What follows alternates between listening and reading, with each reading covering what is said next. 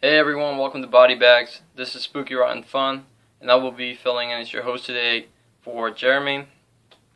And this month on Body Bags, it's basically an entire themed month of foreign films, and I thought I would take the shot to review a film that I watched a couple of weeks ago, maybe a month ago, and I really loved it. I thought it was fantastic, and it's probably one of my favorite foreign films, especially of the era.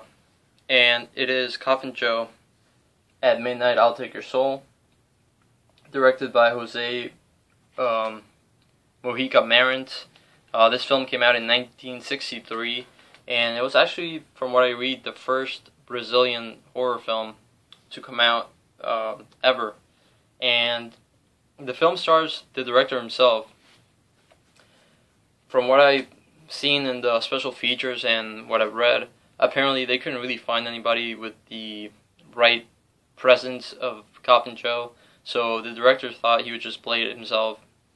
The suit he wears in the film is actually just one of his normal day-to-day suits, and a lot of the stuff in this movie is very, very low budget, and most of the scenes in the film were shot, they were the first take that they used. They didn't really have a lot of takes in the film.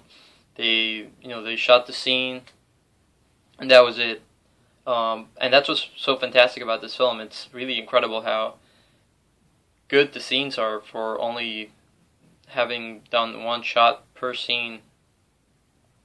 But yeah, the film stars Coffin Joe, the director Jose Mojica Marant, and he is the town's undertaker, mortician, and basically Coffin Joe doesn't really care about religion or people's beliefs. He only cares about himself, and he bullies the town and treats everybody like crap. So because of this, a lot of people fear him and are very intimidated by his presence. And Coffin Joe's only goal in life is to continue his bloodline and to have a child, a male child, to take his legacy. However, his wife is unable to have children, and Joe, it's not like he's just going to be like, oh, well, okay, I guess I won't have kids. No, he's looking for the perfect woman to bear his child. And he finds his woman in his best friend, whose girlfriend Coffin Joe takes a liking to. So he basically ends up killing his wife, and he does this in a way in which he's not really suspected of having done it.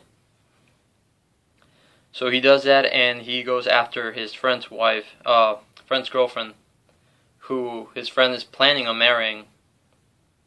So obviously he makes sure that this doesn't happen, and he, basically ruins her life and hurts a lot of other people. And a curse is basically put upon him, in which during the Day of the Dead at midnight, the souls of the people he killed and tortured will come to him and take his soul to hell and torture him and all that kind of stuff. Obviously he doesn't believe in this because he thinks all that religious stuff is crap. But yeah, basically he gets what he deserves in the film.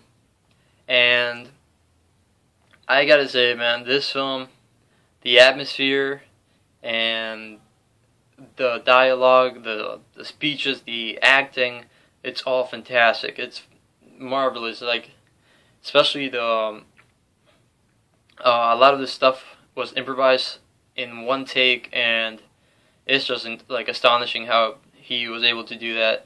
There's actually a speech which lasts like maybe 5 minutes, or it's a really long speech with a lot of energy. I mean, this movie has a lot of theatrical performances. They're really outgoing.